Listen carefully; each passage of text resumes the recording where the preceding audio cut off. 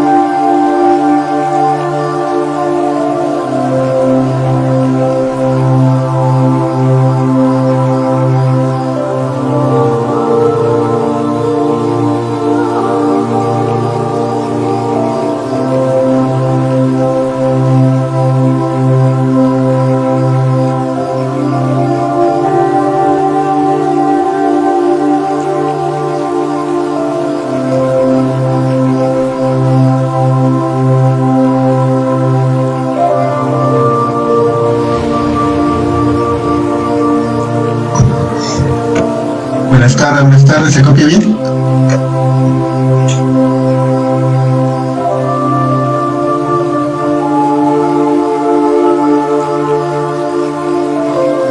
Buenas tardes, ¿se copia bien?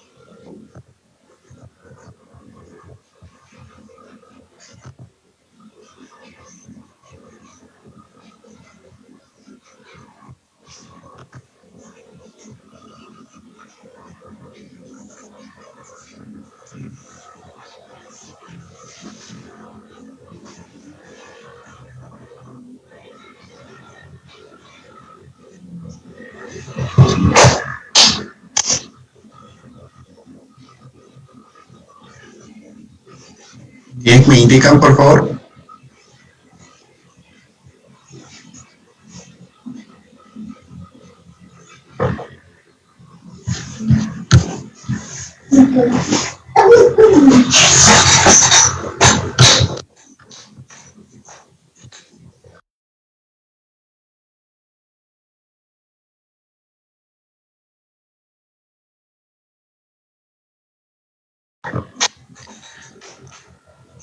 Bien, muy buenas noches. A nombre del Instituto Peruano de Ingeniería, vamos a dar inicio el día de hoy respecto a la temática sobre la normatividad en los sistemas de seguridad y salud en el trabajo, ¿no? Y más que nada, dentro de los aspectos que hoy en día a nivel internacional estamos pasando por el tema del COVID-19.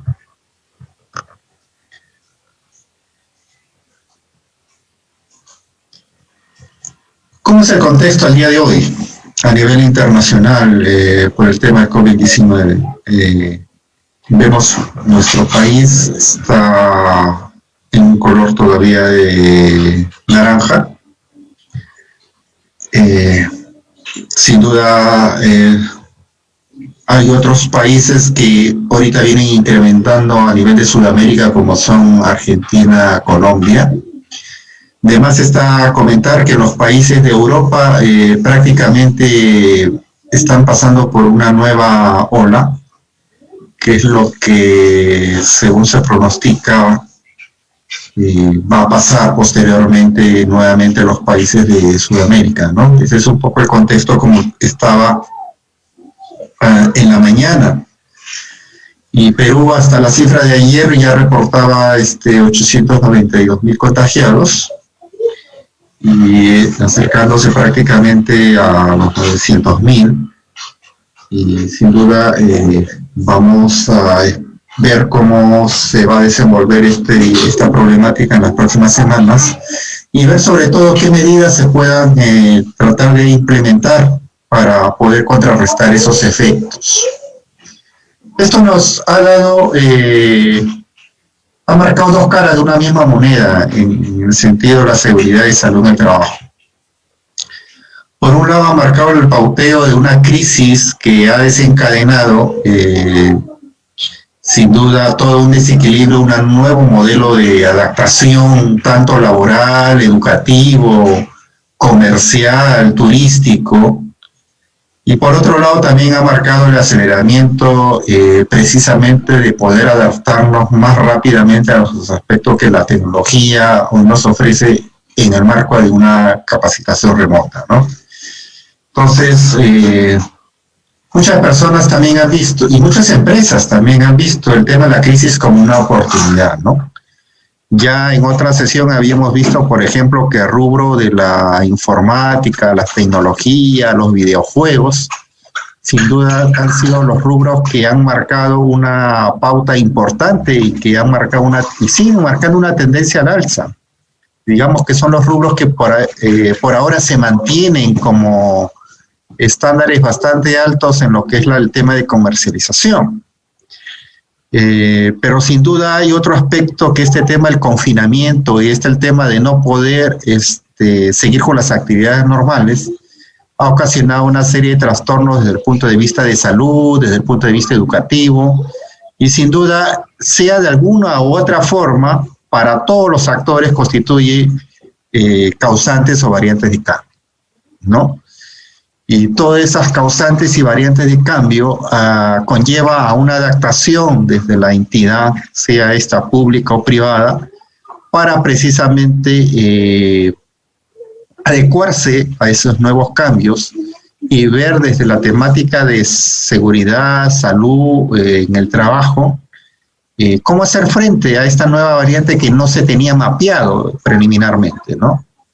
Así, por ejemplo, hasta antes del COVID, teníamos determinados instrumentos con los cuales se podía interiorizar en una determinada entidad o empresa los aspectos de peligros y riesgos identificados.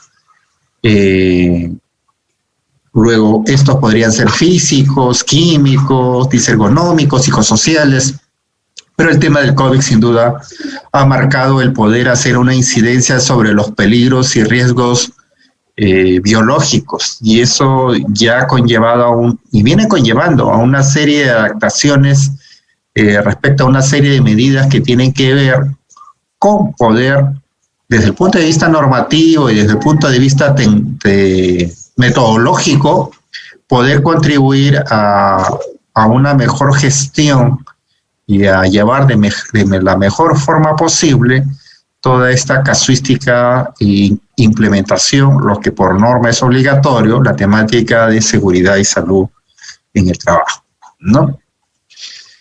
Entonces, como aspecto central o como idea central que debe quedar desde el punto de vista normativo, es que la responsabilidad del empleador o la del empresario, por último, según sea el rubro temático, es la de que no poder contribuir de una manera desequilibrada con una mayor propagación del virus. Por el contrario, se tiene que seguir todos los temas de los protocolos para beneficio de todos, ¿no? Porque si se desencadena, eso es motivo de una afectación por parte de parte del personal, eso conllevaría una paralización de la actividad económica y por consiguiente marcaría un retraso en el tema de productividad, comercialización y nuevamente al tema de confinamiento, ¿no? Entonces hay que tener mucho cuidado con estos aspectos que conlleve precisamente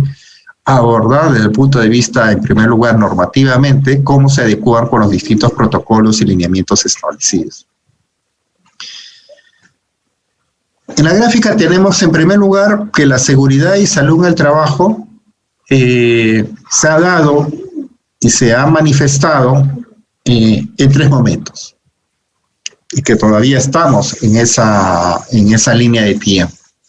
En un primer momento que tiene que ver con el aspecto durante el confinamiento, durante el cual fueron las primeras medidas, y un tema de adaptación a ese confinamiento, cómo llevar el tema de seguridad y salud. Un segundo aspecto fue el tema de regreso al trabajo, ¿no? Ese regreso al trabajo ha marcado paulatinamente, de acuerdo a las fases de reactivación económica, fase de reactivación económica 1, la fase de reactivación económica 2 o la fase de reactivación económica 3, poder contribuir precisamente normativamente cómo irse adecuando a esas temáticas.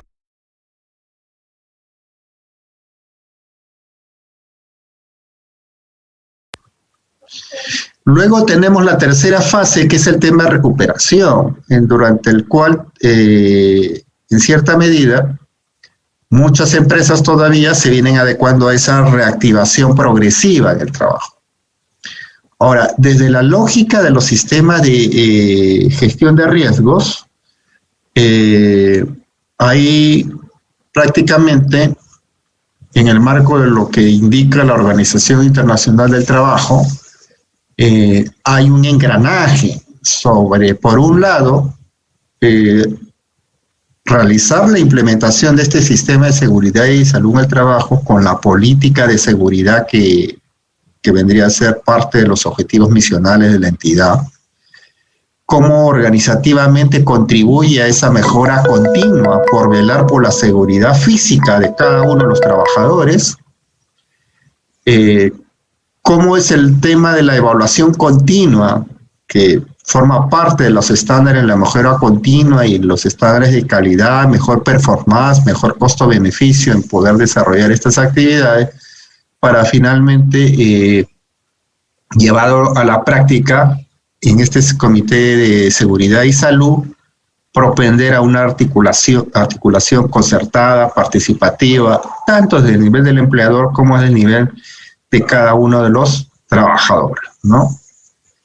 En ese sentido, la idea fuerza en esta lámina es, por un lado, hacer un retorno responsable para la reactivación económica y, por otro lado, el tener internalizado la cultura de prevención bajo el marco de seguridad a cada uno de los trabajadores, porque eso es beneficio de todos los que conforman la cadena laboral precisamente en una determinada entidad. Y ese regreso al trabajo ha marcado, tanto a nivel nacional y a nivel ya particular de cada entidad, la adecuación a cada uno de los protocolos, lineamientos y directrices que han ido saliendo. En primer lugar, teniendo como normativa paraguas a toda la normativa que tiene que ver con el sector salud, y a partir de la cual cada una de las diversas entidades se han ido acoplando para prácticamente prever la temática es tanto a nivel de uno de sus trabajadores, sea del sector privado o sea desde el sector público, ¿no? Lo que tiene que marcar la pauta es un trabajo seguro, donde el trabajador también se sienta que se le está brindando las mejores condiciones de seguridad, de confort, y que tanto el empleador como cada uno de nosotros de forma particular ponemos nuestra parte para precisamente tener más asertivamente una implementación de la cultura de seguridad y salud en el trabajo. Ahora con la temática esto del COVID, de lo mucho que aún se desconoce o de lo poco que aún conocemos, es importante el tema de un fortalecimiento de capacidades de cada uno de los trabajadores para propender a que haya una misma línea de base y hacer cada una de las prácticas o mejoras que cada una de las empresas están destinadas a poder desarrollar. Cuando en la fase inicial se dio este tema de la pandemia, hay algunos aspectos laborales, por ejemplo, los que tienen que ver con todo lo que se denomina servicios esenciales, ¿no? Por ejemplo, el sector salud en la primera línea, ¿no? Aquellos trabajadores que interactúan con personas potencialmente infecciosas o donde hay gran cantidad de aglomeración de gente o un continuo relacionamiento con los clientes. Estamos hablando de protocolos en centros comerciales, en bancos, en hospitales. Ahí esos trabajadores esenciales fueron los primeros que han tenido que adecuarse a esos protocolos de seguridad y salud.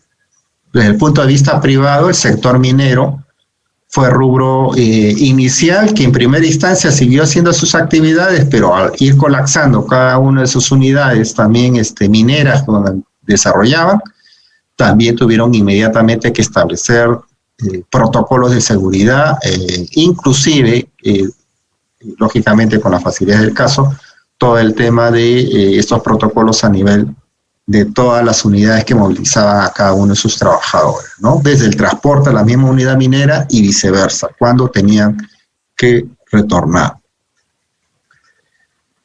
A esto tenemos que sumarle algunos aspectos colaterales que con el tiempo han venido tomando mayor incidencia. Por un lado, a la falta de equipo de protección personal, los cuales eran los adecuados. Sabemos que en primera instancia fueron el tema de las mascarillas, luego surgieron el tema de la calidad de las mascarillas, cuáles eran los criterios que tenían que tener las mascarillas, luego salieron los temas de los protectores faciales, y últimamente ahora está saliendo bastante el tema también de la protección para el tema de la vista, ¿no? Porque recordemos que las tres fuentes de ingreso es la boca, las fosas nasales y la vista. Entonces, nos hemos preocupado solamente por nariz y boca en primera instancia, y ya también el tener protectores para la vista no es nada exagerado, porque ya hay algunas investigaciones que nos indican que no solamente es por contacto, sino también puede permanecer una mayor cantidad de tiempo en el entorno, y eso uno que no sabe qué pasa o con que el virus se transporta, lo puede absorber, y conozco bastantes personas que aún siendo bastante escrupulosas con todos los protocolos de seguridad se han visto contagiados, ¿no? Muchos preguntan, pero ¿cómo? Si todo es por delivery, no salgo, trabajo remoto, hago la limpieza, me desinfecto, indumentaria especial. Entonces, ese es uno de los mecanismos. Ahora, también está saliendo bastante el tema de que las personas que han tenido el contagio, esa inmunidad no es que ya no le vuelva a dar, sino que ya están reportando varios casos a nivel internacional que puede volver a recaer. Es decir, no quiero pecar de pesimista, pero el tema de la desenfrenada carrera por el tema de las vacunas significaría que tendría que preverse, porque era lo que estaba leyendo en las últimas investigaciones, tendría que preverse alguna especie de medicamento, lo que están tratando de ver cuánto dura esa inmunidad una vez recibido, entre comillas, una vacuna que le haga efecto. Ya se está demostrando de que eso solo tiene un periodo de validez de unos cuantos meses, 2, 3 meses, que es el promedio que están detectando, y luego la persona nuevamente puede verse infectada, ¿no? Entonces, bajo ese... Y que es más, algunas otras teorías están diciendo de que sería falso el tema de la inmunidad de rebaño, que ya todos están contagiados y ya el virus no tiene a quién contagiar, sino como dice, pierde la inmunidad, nuevamente te puede llevar nuevamente a vernos afectados, y eso la verdad sería bastante preocupante, ¿no? Otro de los aspectos que está saliendo del tema del aislamiento, mucha gente ya no soporta estar aislado, han comenzado la gente a salir, pero lógicamente eso tiene un riesgo bastante alto, ¿no? Un riesgo bastante alto, porque como le digo, ya no es tanto lo que toques, sino de que también lo puedes coger por propia inhalación en el entorno mismo. Los protocolos de seguridad, uno recorre las calles y ve como que digamos, el contexto socioeconómico se desenvuelve casi con normalidad. Por un lado, pues no hay a dónde estirar más el tema del confinamiento, la gente tiene que trabajar, pero eso, como le digo, si vemos al mapa, uno de los mapas iniciales que vimos, se esperan semanas difíciles para lo que venga más adelante, ¿no? Por lo que ahorita el pico alto que está teniendo Europa, que está teniendo un segundo rebrote, bueno, nosotros ya hemos tenido 2 rebrotes según las últimas curvas. Sería nuestro tercer rebrote, si es que se llegan a dar todos los pronósticos de predicción.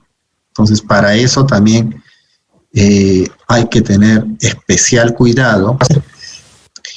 Y sobre todo los factores de riesgo, que ya sabemos, ¿no? Que no solamente las personas que tienen antecedentes de enfermedades, sino también el tema de la inactividad física, el tema del sobrepeso, el tema de encontrar los débiles a las personas. Entonces, básicamente,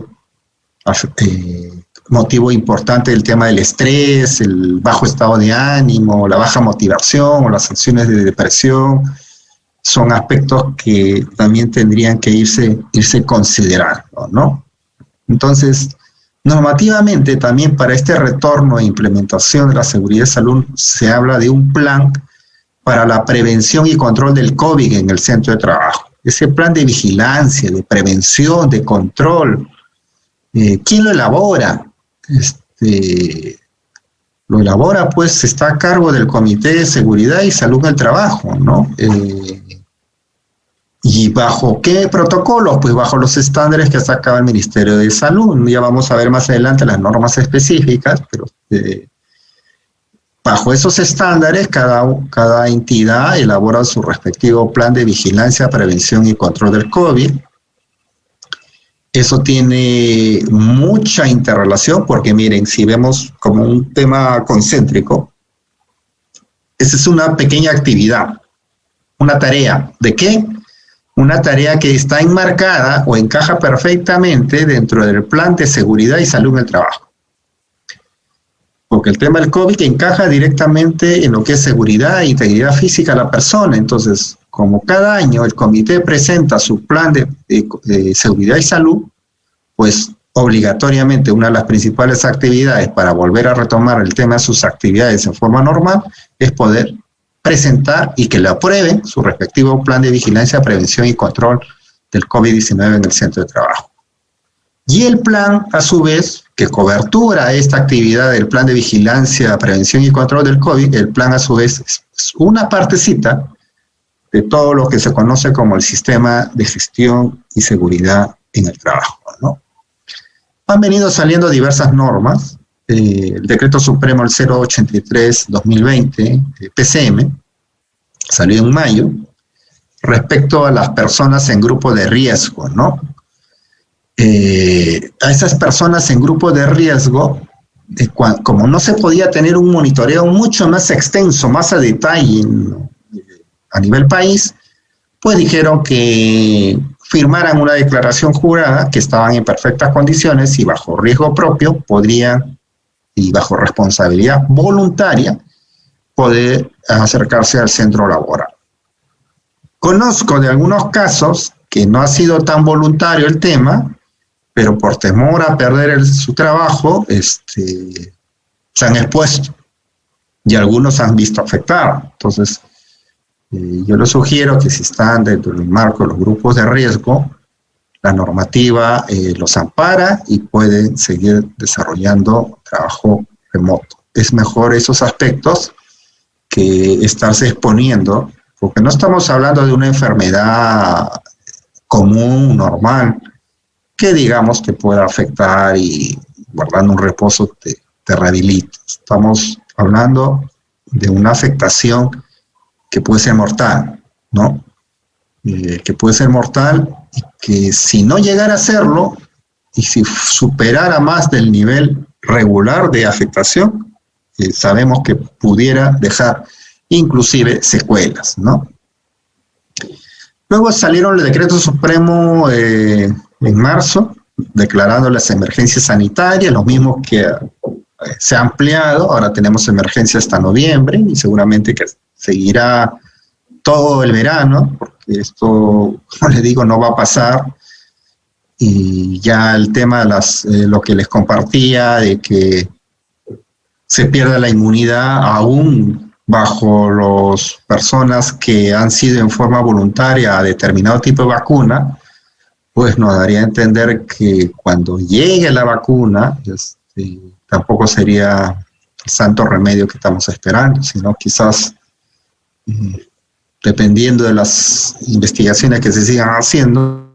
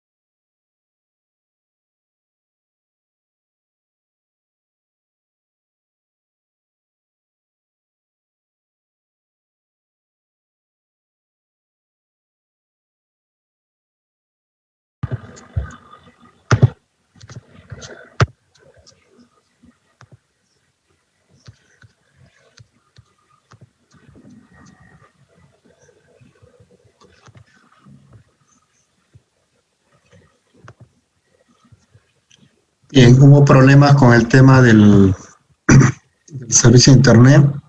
Les mencionaba que han salido diversas normativas respecto a la declaratoria de estado de emergencia. Luego vino la fase 2 de la reactivación económica. Acá luego salió un decreto de urgencia, ¿no? Donde el cual se le pedía al empleador que identifique y priorice los trabajadores considerados en grupo de riesgo por edad, ¿no? Y manejo de esos casos del COVID para poder focalizarlo por grupos de calor. Y eso es importante porque esa selección inicial nos permite en cierta forma estar dentro de los marcos del plan de seguridad y salud en el marco del COVID, ese plan de vigilancia y monitoreo. Fue precisamente la resolución, la 238 del MINSA, que hablaba de ese plan de vigilancia, prevención y control, donde se establecían las pautas para el regreso paulatino de los trabajadores a su centro laboral. ¿Para qué? Para luego tener una nómina de cada uno de los trabajadores, cuál es su puesto, cuál es su sede, y poder determinar su nivel de riesgo. Esto en base a unos protocolos establecidos en la normativa establecida. Luego salieron, igual forma, luego en mayo, unas medidas temporales respecto a los exámenes médicos ocupacionales, ¿no? Donde se decía que solamente se debía realizar estos exámenes a los trabajadores que no cuentan con un examen médico ocupacional realizado el último año, ¿no? Y se prorrogaba automáticamente la vigencia o los que están por vencer por el tema de la emergencia sanitaria. De igual forma, indicaba que el médico ocupacional de la empresa o la entidad, sea esta pública o privada, tiene que validar la información del trabajador, amplía la vigencia y certifica la actitud de cada uno de los exámenes, ¿no? Entonces, era obligatorio que se tuviera esas fichas de reporte de salud de cada uno de los trabajadores. Por otro lado, ¿qué pasaba respecto a estos comités de seguridad y de salud en el trabajo que han estado en vigencia aún cuando pasó el tema de la pandemia y cuando tenían en su plan operativo anual el tema de las capacitaciones? Acá menciona el decreto legislativo 1499 respecto a las capacitaciones en materia de seguridad y salud. Las capacitaciones presenciales a las que se refiere el artículo 35 de la Ley de Seguridad y Salud se aplica únicamente a los siguientes supuestos durante el tema de toda esta emergencia sanitaria. Al momento de la contratación, cualquiera sea de la modalidad o duración, cuando se produzca cambios en la función, puesto de trabajo o en la tipología de la tarea o actividad a realizar. Las capacitaciones señaladas en el numeral anterior se ejecutan adoptándose todas las medidas de bioseguridad respectivas, todo el tema del distanciamiento social, y solamente si que fuera estrictamente necesario. Caso contrario, solamente se obliga al cumplimiento de su plan de capacitaciones en forma virtual. Es más, los que ya iban a caducar han adecuado su periodo de vigencia aún, siempre que no tengan la salida de poder hacer un tema de elección virtual. Que conozco algunas empresas que han hecho su elección virtual y han podido renovar su equipo que está a cargo de los comités de seguridad y salud del trabajo. De igual forma, acá habla, pues, ¿no? El artículo 39. Se prórroga temporal de la vigencia del mandato de cada uno de los representantes de este comité de seguridad y salud del trabajo.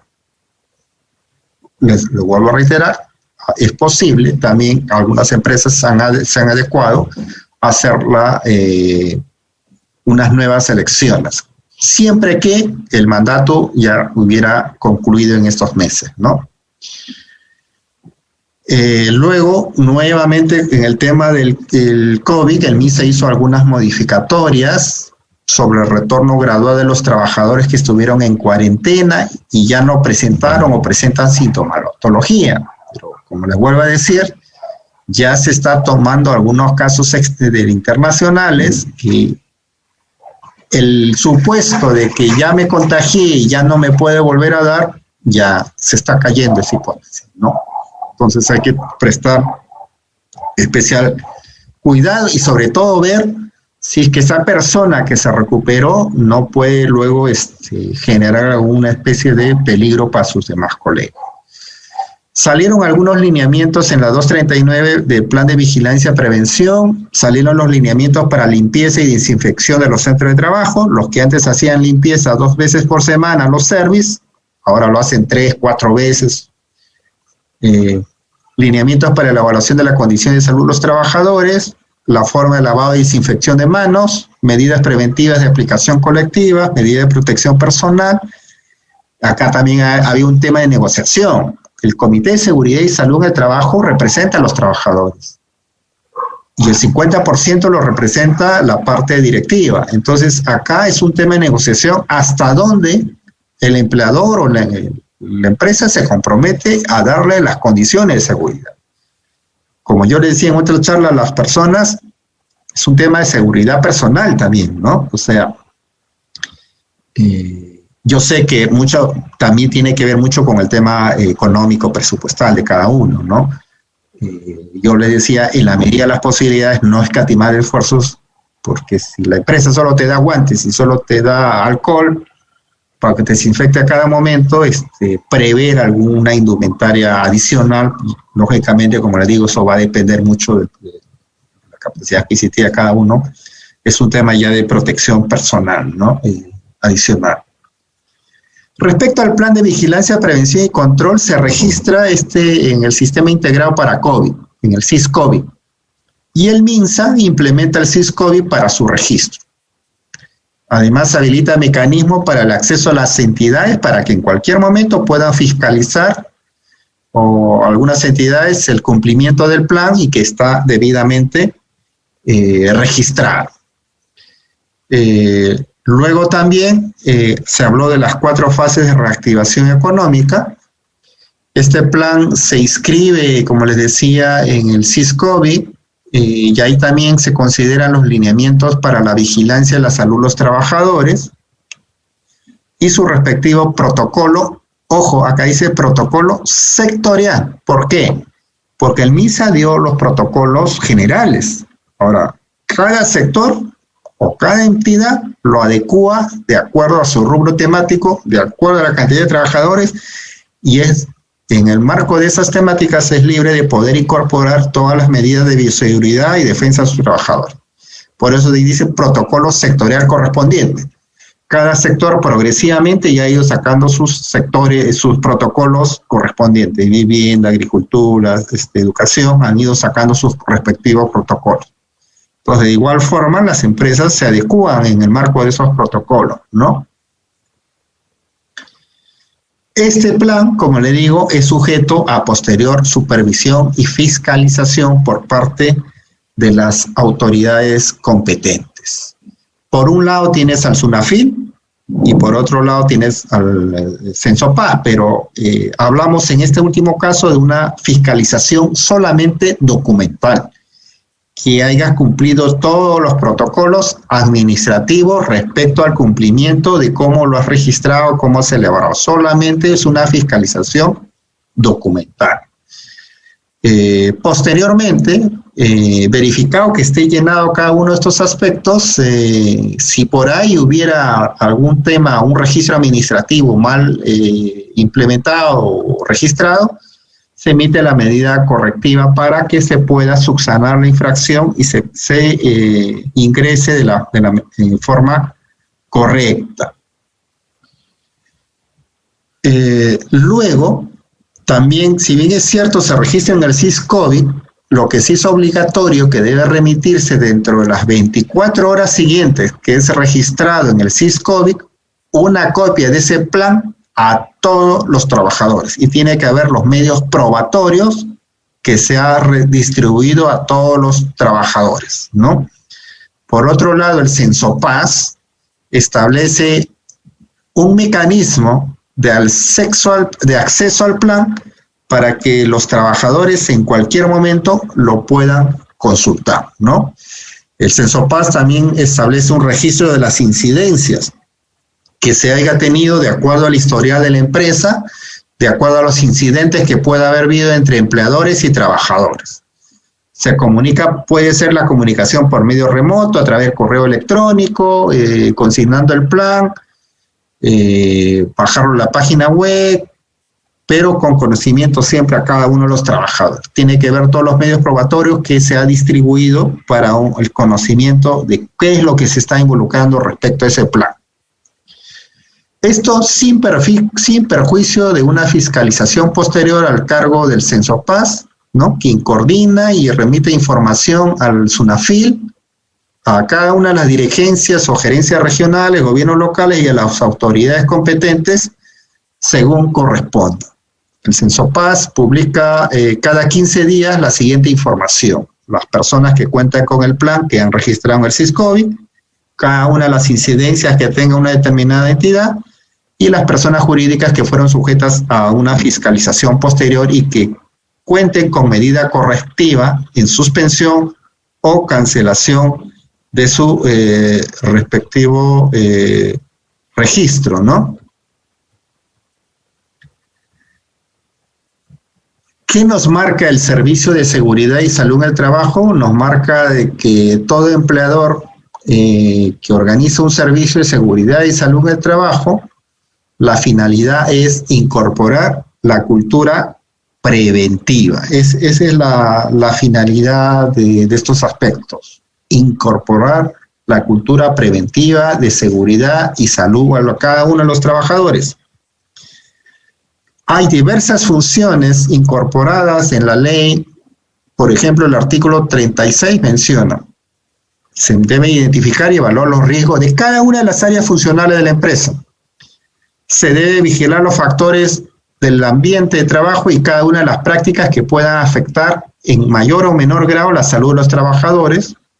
Tiene que haber un asesoramiento sobre la planificación y organización del trabajo y tiene que haber una participación en el desarrollo de programas para manejar el mejoramiento de las prácticas de trabajo.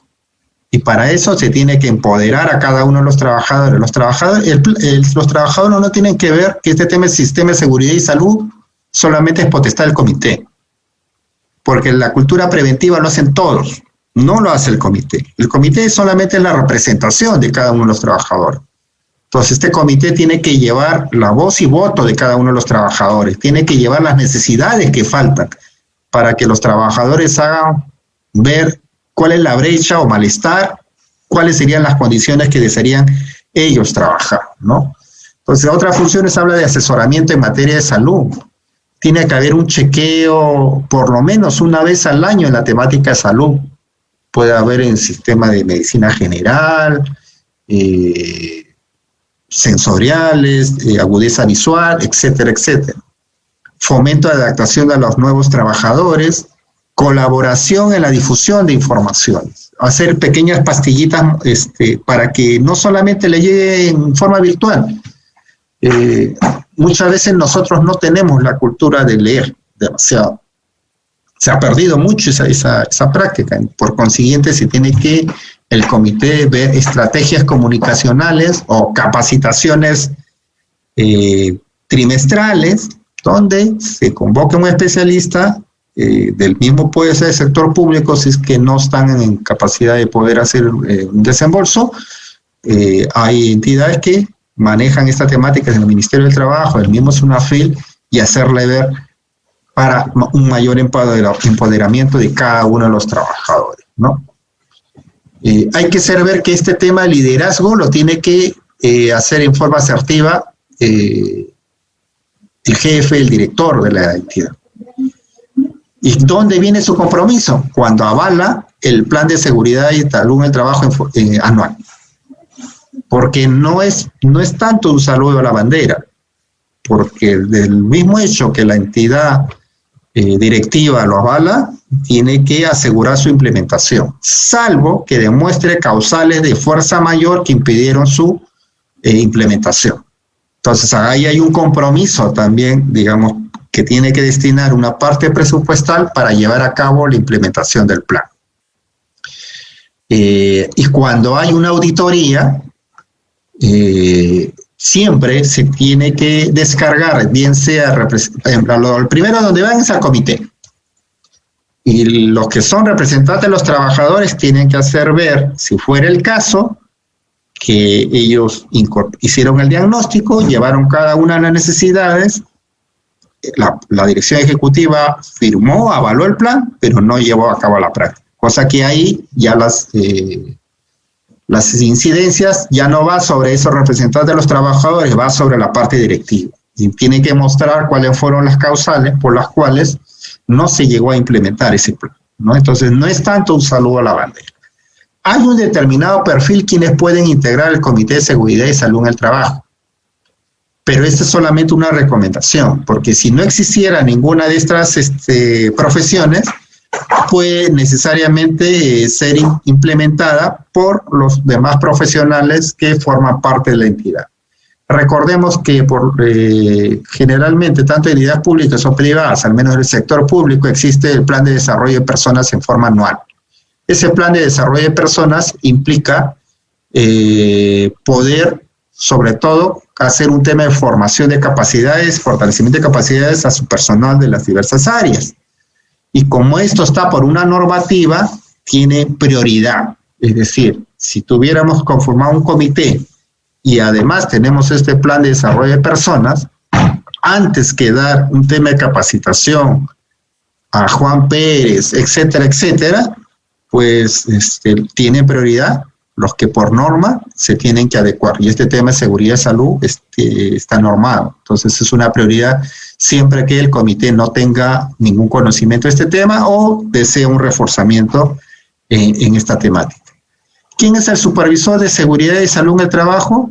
Es todo el trabajador capacitado que verifica y hace la evaluación, pero solamente en aquellas empresas que cuentan con menos de 20 trabajadores. Y para implementar un sistema de gestión de seguridad como lo establece la ley, la 29783, ¿qué debemos considerar? ¿Qué tipo de empresa?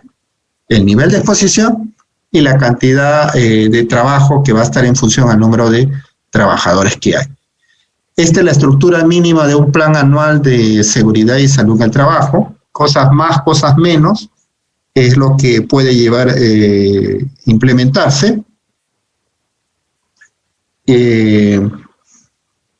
Y luego de eso, generalmente las empresas que realizan hacen un tema de contratan a un tercero para que se haga cargo del plan. Eso se da en las empresas, en las entidades que, bueno, tienen línea presupuestal, pero yo lo que les sugiero es que si van a hacer de esa modalidad, por lo menos pongan una cláusula donde hagan un empoderamiento, un equipo base, ¿no? Ayuda mucho, sin duda, dentro de las diversas actividades, pero la idea no es de que esto sea visto como algo externo, como algo pesado, sino que es necesario que este punto sea internalizado por la entidad y que sean los mismos trabajadores los que se vean fortalecidos. ¿Cómo hacer? No que le ayude a un tercero y le presente ya el plan hecho. ¿Cómo salió? ¿Cómo levantó información? Entonces es necesario, es recomendable que sea hecho internamente, ¿no? Bueno, salieron diversas normativas que tienen que ver con el tema de normativo de seguridad de salud. Está la estructura del plan de vigilancia, está en función al número de trabajadores, el tema del contenido del plan, y de igual forma salieron algunas obligaciones del empleador. En el marco de ahora que, sobre todo, tomar la temperatura al ingreso de los trabajadores, que firman la declaración jurada que no han tenido ningún síntoma ni contacto con personas afectadas por el COVID, dotar de servicios de limpieza en los servicios, áreas de tránsito de sus trabajadores y hacer un monitoreo permanente en cualquier momento por la persona responsable de salud para ver en qué medida están ellos y que no haya ningún tema de contingencia que les pudiera estar afectando posteriormente, ¿no? Entonces se debe hacer un cumplimiento bastante asertivo. Las Las sesiones de limpieza del personal de limpieza, como les decía, si antes hacían 2 veces al día, ahora lo hacen 4, ahí tiene que ser bastante escrupuloso y tomar algún tema de no estar compartiendo determinados objetos en el ámbito laboral, usar mascarilla. Esta es una mala práctica que todavía se ha detectado. Uno toma todas las medidas preventivas hasta el ingreso y cuando ya está en la oficina, por el solo hecho de decir que está solo, se baja la mascarilla, ¿no? Entonces, estos son aspectos que se tienen que poder internalizar aún más, ¿no? Sensibilizar bastante, saber estornudar. Muchos se bajan la mascarilla y estornudan y esparcen al aire libre. Usar pañuelos desechables y sobre todo los hábitos de limpieza que tiene que haber en forma progresiva por parte de los trabajadores, ¿no? El distanciamiento que tiene que haber es otro de los protocolos que también tiene que estar asegurado por parte de los representantes de seguridad y salud en el trabajo, ¿no? Recordemos, ¿no?, que estamos pasando por momentos bastante difíciles. El tema de la desinfección del calzado es muy importante. También, por favor, el calzado, poder hacer la limpieza antes del ingreso a la entidad. Entonces, el empleador y los que tengan a cargo ese control al ingreso tienen que prever que todos se hagan la limpieza de calzado antes de ingresar a las instalaciones. Y si hacen un pedido de delivery en la hora de almuerzo, de igual forma, por favor, con la mascarilla, con guantes, con la desinfección, estar con su alcohol, desinfectar cada una de las bolsas. Recordemos que el virus aún permanece.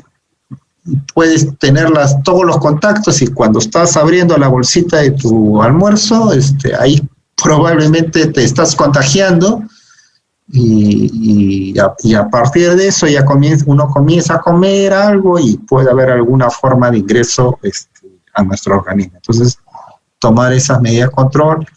Los grupos vulnerables, ya les habíamos mencionado por la parte de la declaración jurada y por la otra parte de que no, si bien es cierto, los de mayor edad o de edad avanzada son los grupos principales en riesgo, hay que tomar en consideración que podríamos estar hablando de otras personas que desarrollan otro tipo de enfermedades no muy comunes, pero que también podrían estar tipificadas como síntomas por el tema del COVID.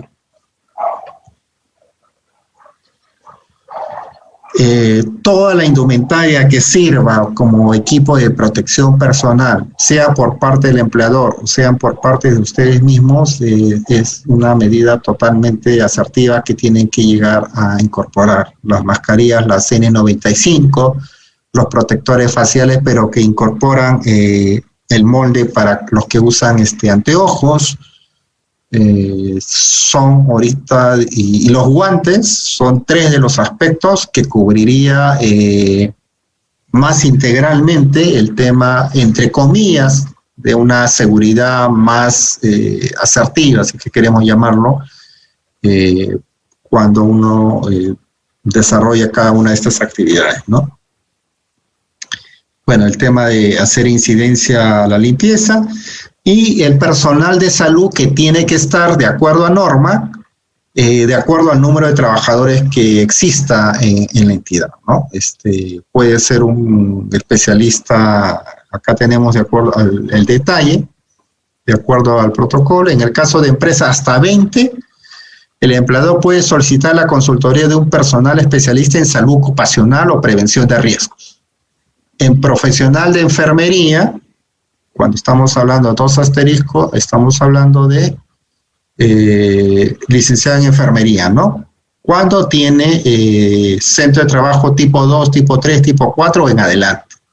Y el médico, cuando estamos hablando del tipo 4, es decir, de más de 100 trabajadores, tiene que estar un médico ocupacional haciendo el tema de medición y los protocolos. Los que cuentan con área de tópico, el área de tópico es la que tiene que estar bastante activa en estos casos, ¿no? No solamente el ingreso y la salida, sino un monitoreo inopinado en cualquier momento a cada uno de los trabajadores para ver si es que no está desarrollando la sintomatología en el propio desarrollo de sus funciones, ¿no? Entonces, eso es importante, el tema de la sintomatología, a poderlo incorporar, ¿no? Entonces, hasta acá era el tema de la charla respecto a las normativas en sistema de seguridad y salud en el trabajo. Me indican, por favor, por interno las consultas que tuvieran a bien poder desarrollar. Buenas noches, ingeniero. Sí, adelante.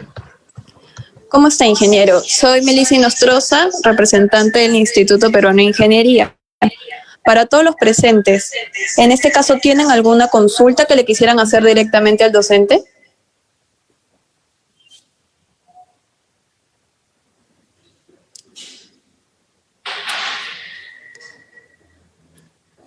Correcto. En este caso, ya que no hay consultas, vamos a pasar con las consultas de Facebook. Al estar confirmado, el Comité de Salud y Seguridad en el Trabajo contemplan controles de exámenes de salud, por ejemplo, para el personal que labora de ordenanza o servicios varios, clínica empresarial, niveles de salud, hospitales, etc. Al estar manipulando desechos bioinfecciosos por COVID-19, etc. ¿Quién está encargado del plan?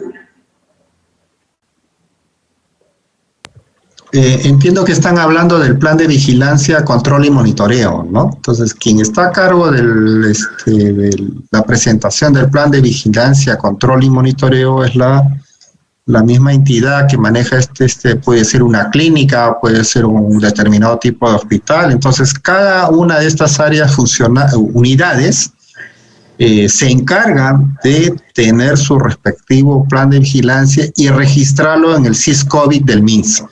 Que una vez que está registrado, no solamente es que esté sujeto a una fiscalización posterior, sino que cualquiera de los trabajadores que esté detectando de esa unidad funcional alguna impertinencia o algún protocolo que está en el papel pero que en la práctica no se lleva a cabo, puede hacer la denuncia sustentada ante una FIL para que pueda adoptarse las medidas correctivas y se está implementando el plan. Por eso es importante, pues es una de las ideas que hay. No solamente es un saludo a la bandera de quiero restablecer mis actividades o por mi rubro que pertenezco al sector salud, acá está mi plan de vigilancia y control, lo monitoreo, lo registro y ya. No, sino que también se ha abierto la posibilidad de que inmediatamente que esté registrado, tiene como máximo 24 horas para que todo el personal profesional de esa entidad tome conocimiento del plan. ¿Qué dicen determinados tipos de los protocolos? ¿Cómo va a ser, por ejemplo,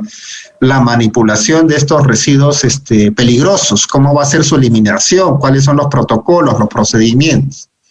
Y cada uno tome conocimiento de la parte que corresponde. Si por ahí hubiera algo que está escrito en el papel, pero que en la práctica no se cumple, se puede hacer la denuncia correspondiente. Se sugiere que, lógicamente, toda denuncia tiene que ser, en la medida de lo posible, sustentada con algunas pruebas, para que pueda el órgano de control establecer inmediatamente una visita y poder adoptar las medidas.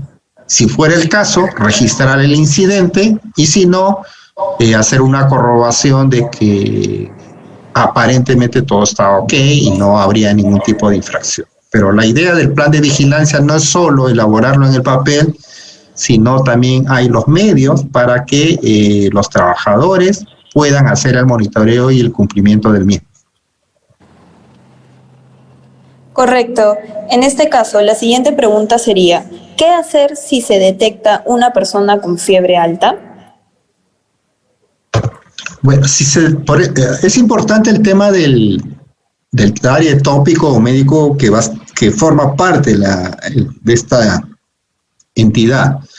No, como les volví a decir, le vuelvo a repetir, no es solo al ingreso y a la salida. El ingreso es solamente una línea de tiempo, ¿no? Esta es la foto cuando entraste. Pero cualquiera de nosotros, no solo por COVID, sino por otras cosas, a veces el cuerpo llega un momento que se altera, ¿no? Sufre un bajón y si es que puede estar desarrollando un tema, en este caso de fiebre, y lógicamente hay que tener bastante cuidado porque ese es uno de los puntos o uno de los síntomas relacionados al COVID, y lo inmediato que es aislarlo.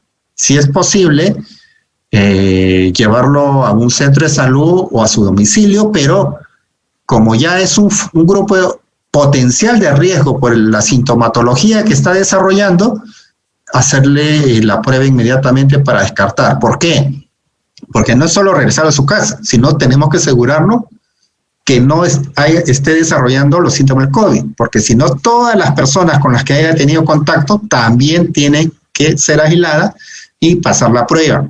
Y eso podría conllevar a la suspensión inmediata de la empresa para una especie nuevamente de confinamiento de su personal hasta que pase. Esto se ha dado en algunos ministerios. Aún en la fase 3, ahorita ya estamos entrando en otra fase, han reactivado sus protocolos de regreso su personal, alternado por horarios, ha desarrollado sintomatología del trabajador y todo ese piso, ¿no?, han tenido que generalizar y han tenido que pasar confinamiento y inmediatamente hacerle las pruebas en su domicilio.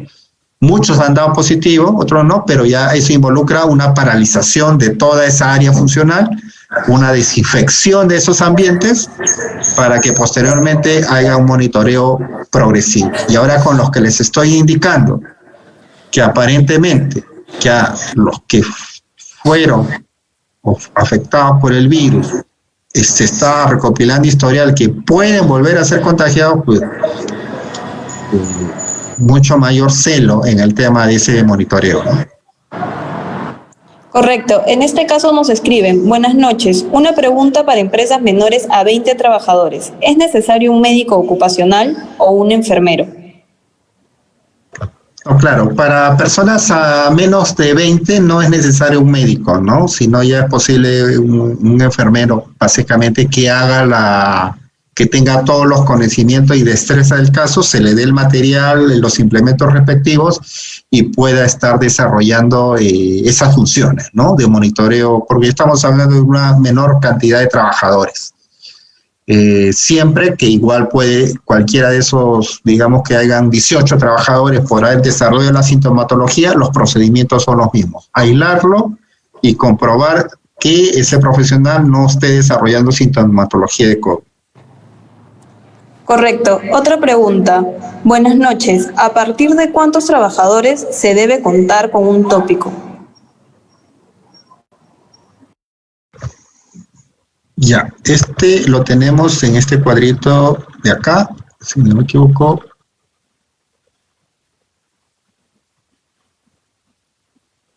Ya, acá tenemos desde el centro que es centro de trabajo tipo 3, de 21 a 100, ya es susceptible de poder contar con un tópico, ¿no? Porque ya estamos hablando de un mayor número de trabajadores y justifica, y la norma lo indica, de poder implementar esas facilidades, ¿no? Es más, ya en forma obligatoria, porque si no tiene esa área, tiene que implementarlo. Y ahora, bajo esta coyuntura, con mayor razón, ¿no?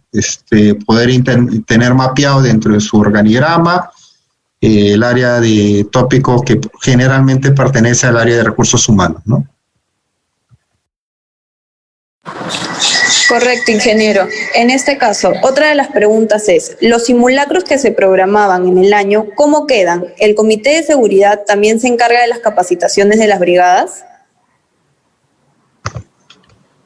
Los simulacros, en la medida de lo posible, se siguen desarrollando en el marco de poder adecuarlos a la modalidad virtual. Ya habíamos pasado el tema de las capacitaciones. Las capacitaciones, salvo tema forzoso, pueden ser presencial, pero en la medida de lo posible, ahí había pasado alguna lámina, se desarrollarán en forma virtual, ¿no? Las capacitaciones, en la medida de lo posible, tranquilamente ahora estamos haciendo varias reuniones de trabajo en diversas plataformas. Es como si estuviéramos en forma física. Entonces, de igual forma, el tema de las capacitaciones pueden ser desarrolladas en forma virtual. Y el tema, ¿cuál era la primera parte? Perdón, se me ha ido ahorita el tema de la pregunta. Sí, claro. ¿Cómo es que quedan los simulacros del año? ¿Cómo quedan? Y el Ah, comité de seguridad también se los encarga. simulacros, por ejemplo, hemos tenido alguna experiencia con plan de continuidad operativa, algún simulacro. Se hace una simulación de reportes, digamos, hemos tenido tal incidente, se ha reportado una caída de un trabajador con lesión en el tobillo, está siendo entobillado en una camilla y se hace un tema de ese tipo de simulación. Si hay una persona de seguridad que tiene que permanecer físicamente dentro de la entidad, también se puede hacer vía remota el trabajo con ellos, de ese personal de seguridad, con el personal que se encuentre remotamente. Si tenemos 50% trabajando en la entidad y 50% vía virtual, también conozco de ejercicios de simulacro que han hecho alternando ambas modalidades. Gente desde tema remoto hasta los que han desarrollado en forma presencial. Hay una especie de interacción. Correcto. Otra pregunta es, en mi trabajo nos brindan la mascarilla de color celeste. ¿Es el adecuado? ¿Esta norma es de seguridad? No es el adecuado, ¿no? Pero nuevamente, es un tema de concertación entre a lo que llegue el comité, porque acá el que tiene voz y voto ahorita es el Comité de Seguridad y Salud. Y el Comité de Seguridad y Salud en el trabajo tiene el 50% de sus representantes de los trabajadores. Es decir, lleva la voz y voto de los trabajadores. Si los trabajadores están de que temen por su seguridad, y desde el lado, digamos, de la alta dirección, dicen que tienen que retornar a sus labores, pues acá hay un tema de negociación. ¿Qué es lo que le da al empleador para que el trabajador se sienta más protegido? Conozco de algunos casos, por ejemplo, lógicamente quizás van a decir, no, pues pero ese no es el común. La entidad ha ofrecido el tema de movilidad de recojo, lógicamente fraccionado, han fraccionado hasta en 3 turnos y no, no 2 veces a la semana.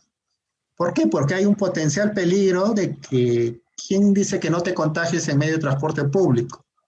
Número 2, en otros casos han dicho, está bien, pero que la empresa suma el pago de la prueba molecular o que la empresa suma el 50%. Es un tema de seguridad por ambas partes, como le digo, ¿no? La empresa, ¿qué está obligado? Guantes, alcohol en gel, tomar la temperatura, hasta donde es su circunscripción, digamos. Si ingresas, tomas un pie en la empresa, es responsabilidad del empleador darte todas las garantías. Si desarrolla la sintomatología, no es que te sale, ¿no? Inmediatamente es responsabilidad del empleador asegurar, y ahí sí, sí o sí tiene que desarrollar la prueba para descartar de que no haya desarrollado la sintomatología, y con todos los que haya tenido contacto también te tiene que pasar inmediatamente la prueba, porque eso sería ya causal de un alto en las labores y todo el personal en cuarentena, ¿no? Entonces ya es un poco de cómo negocia el comité, hasta dónde es el tema de qué es lo que le brinda el empleador y hasta dónde es la corresponsabilidad de los trabajadores.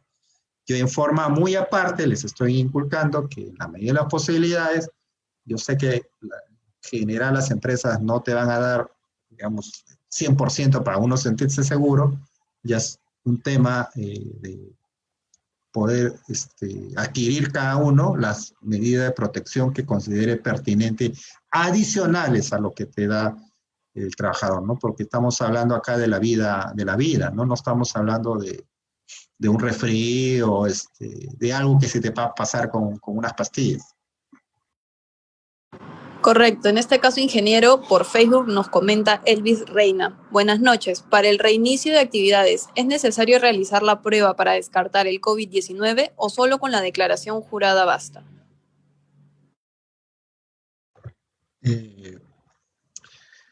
Basta con la declaración jurada, pero debería el comité exigir que previo retorno, y para una mayor seguridad de ambas partes, se haga la prueba a todo el personal que va a laborar, ¿no? Yo conozco, le vuelvo a repetir, de que aún habiéndose la prueba de descarte, luego ha habido profesionales que han desarrollado la sintomatología en el mismo trabajo han sido detectados.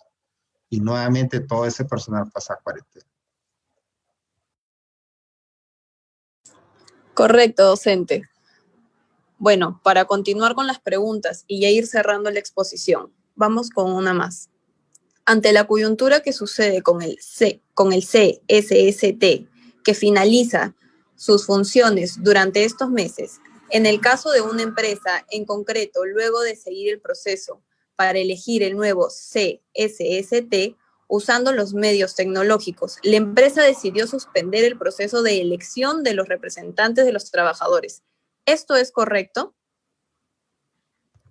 Es correcto. En la norma, lo había pasado en unas láminas, te da el tema de ampliar. Por ejemplo, que hubiese vencido en septiembre, digamos, y ahí ya tenía que haberse gestionado la nueva elección. La norma le da la potestad que por el tema de la pandemia, ese comité continúe en funciones hasta que la empresa se pueda adecuar o, digamos, vuelva todo a la normalidad. Como todavía esta segunda opción está, a mi punto de vista, algo lejana,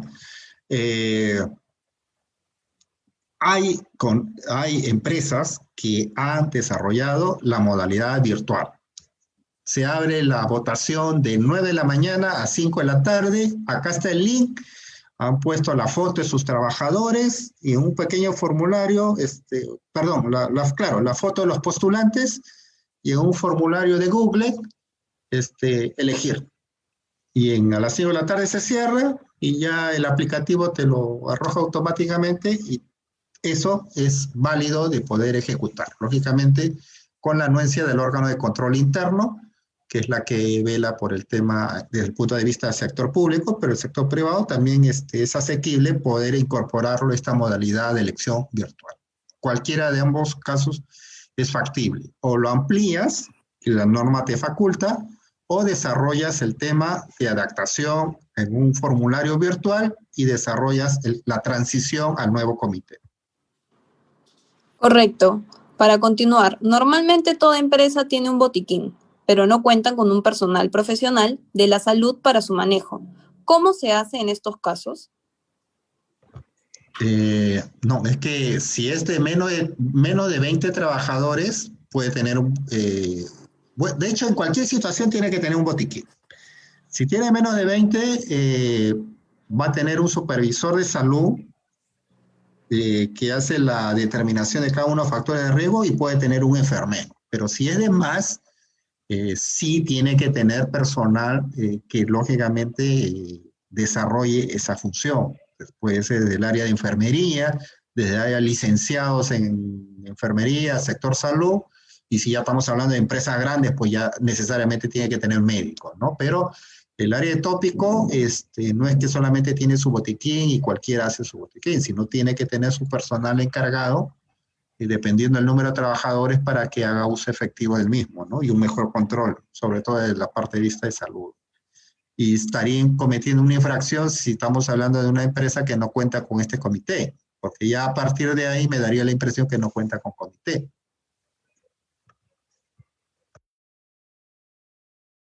Correcto, ingeniero. A ver, continuemos con las preguntas. En este caso, nos escriben, buenas noches. En el caso de una empresa pequeña que solo tiene 2 personas trabajando, ¿también se debe tener un supervisor de seguridad y salud en trabajo?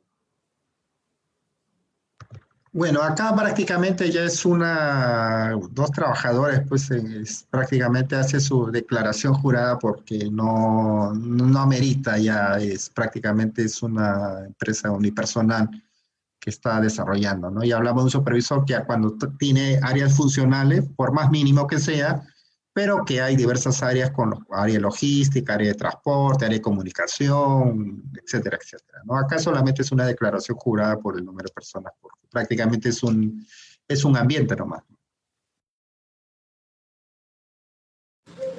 Correcto. En este caso, nos indica Jeffrey Max, ¿a partir de cuántos trabajadores se puede formar un comité en industria y en minería? Basta que tenga más de 20 trabajadores, estás obligado a desarrollar tu comité. Y el sector minero es, por lo que conozco, una de las áreas más prolijas y que tienen ya protocolos bastante desarrollados. Como ejemplo, es bastante integral lo de las empresas mineras que conozco, su plan de seguridad y salud en el trabajo digamos, es como si tuvieras el abecedario, ¿no? Tiene de todo. Y dentro de todo ese espectro vamos bajando de las otras empresas. El sector minero, digamos que es el paraguas más amplio en lo que es la presentación de sus planes de seguridad y salud en el trabajo, por las distintas áreas funcionales que tiene. En este caso nos escribe Javier Ramos. Si un trabajador se contagia con COVID-19, el médico ocupacional lo confina en su domicilio, puede darle descanso médico, disculpen, o el trabajador tiene que ir al seguro a solicitar un descanso médico por los días que dure su confinamiento. Siempre que se llegue a detectar, se llega a probar que cuenta con el COVID-19, puede ser que desde su mismo domicilio vaya el médico y certifique y le pueda expedir la certificación de descanso médico por haber adquirido el tema del COVID-19. Eso tiene que estar lógicamente documentado de que la prueba ha salido positiva y que cuenta con el COVID-19. Por aquí también nos pregunta Eduardo Maldonado, si una empresa tiene más de 20 trabajadores, pero estos están divididos en diferentes oficinas o sedes de diferentes distritos, ¿cómo se maneja el tema del comité y el médico ocupacional?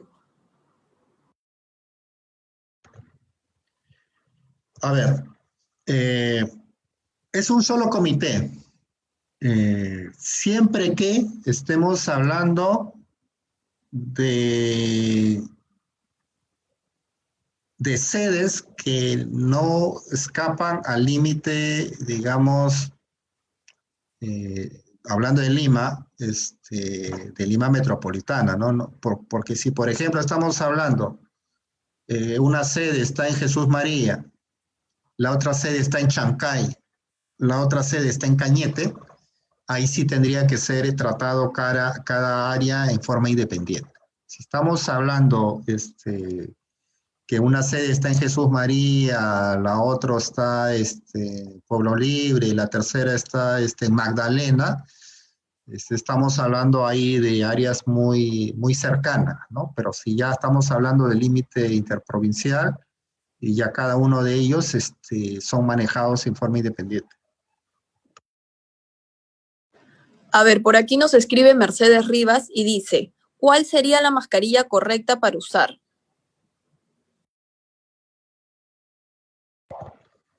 Bueno, para empezar, la N95, pero le adicionaría, como les digo, no solamente es las fosas nasales y la boca. La vista también es uno de los puntos que, bueno, ahora por lo menos ha salido el protector facial y el otro, ¿cómo le llaman el otro? Es el nombre que tiene adecuación a la vista, por lo menos, ¿no? Entonces, yo diría que es un kit de herramientas que en cierta forma te van a dar un poco más de seguridad para estos puntos, ¿no? Entonces, no es solamente las caretas Jackson, esa es la otra, que es muy similar al protector facial, pero la careta Jackson tiene adicional para los que usan anteojos, es una especie de que te asegura más la protección al tema de la vista, ¿no? Entonces yo diría que no solamente el tema de la mascarilla, puedes tener la mejor mascarilla, pero estás protegiéndote la fosa nasal y la boca y la vista, entonces puede ser directamente proteges un frente y el otro frente está desprotegido. Entonces es todo un paquete, aparte de la limpieza exhaustiva que hay que hacerse a las manos, a los calzados, etcétera, etcétera. A ver, docente, por aquí nos escribe David Castellanos.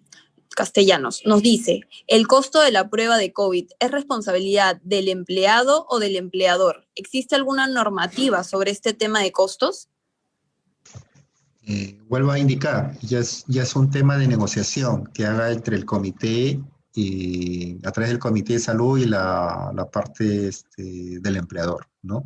Es a qué acuerdos lleguen y ya a qué términos concilian, ¿no? Y es un tema de conformidad de ambas partes, ¿no? Si es que no hubiera presupuesto como para llegar a cubrir a todo el personal o pudiera cubrir un porcentaje, sería lo ideal, ¿no? No hay norma que le obligue al empleador que tiene que cubrir cada una de las partes de las pruebas.